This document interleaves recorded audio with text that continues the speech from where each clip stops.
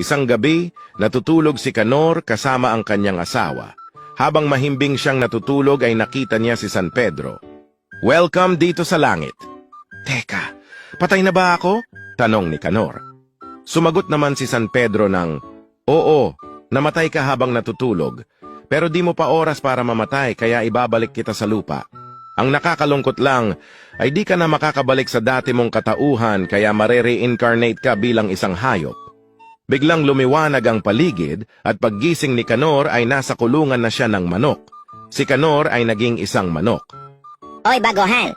Kailangan mo na mangitlog kundi kakatayin ka ng amo natin. "Teka, di ko pa alam paano mangitlog," sagot ni Canor. Kailangan mo lang umiri ng malakas para mangitlog ka. Sagot ng kausap niyang manok. Umire si Canor at may lumabas na malaking itlog.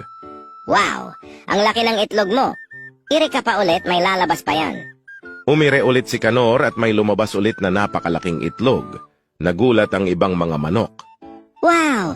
Sobrang laki talaga ng mga itlog mo. Sige pa, umiri ka pa, may lalabas pa yan.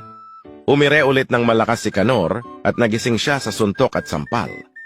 "Walang hiya ka, Canor! Kadiri ka! Ba't ka tumatay sa kama?"